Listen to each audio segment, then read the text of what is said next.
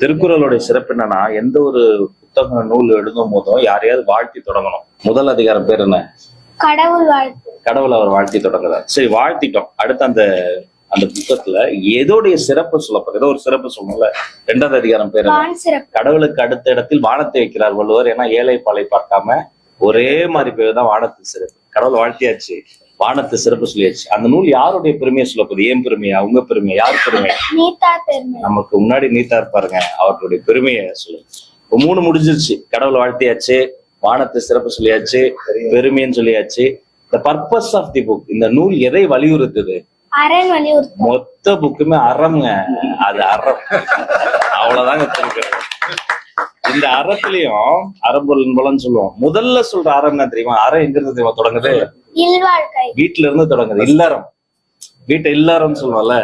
இப்போ பொதுவாவே இந்த மாதிரி வாலிபர்களா இருக்காங்க பாருங்க, சின்ன பசங்களா, அவங்களுக்கு எப்படா கல்யாணம் ஆகணும் ஒரு ஆசை இருக்கும். ஆனா அவங்களுக்கு ஏன் கல்யாணம் ஆச்சு, நம்ம அவசரம் பண்ணிட்டோம் எண்ணம் இருக்கும்.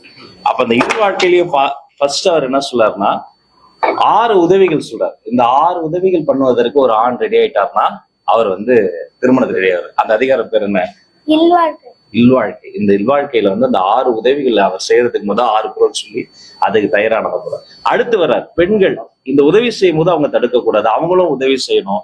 அவர்களுக்காக ஒரு அதிகாரம் வருது. அந்த அதிகாரம் அந்த வாழ்க்கை துணையினுடைய நலத்தை டக்கு டக்குன்னு வருது பாருங்க.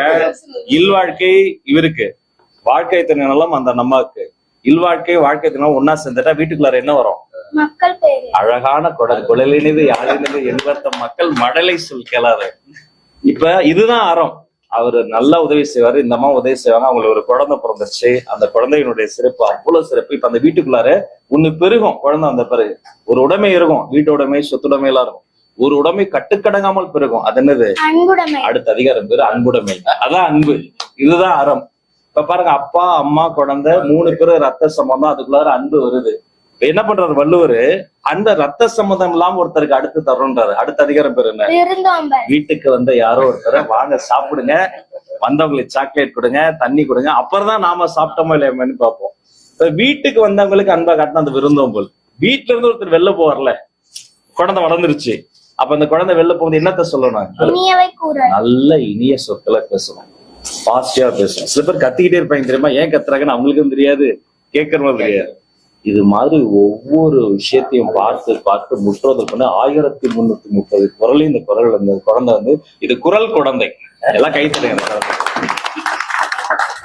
அவங்க கூட நான் ஒரு போட்டோ எடுத்துக்கவா? அவங்க 2 பேர் கூடயும் வாங்க.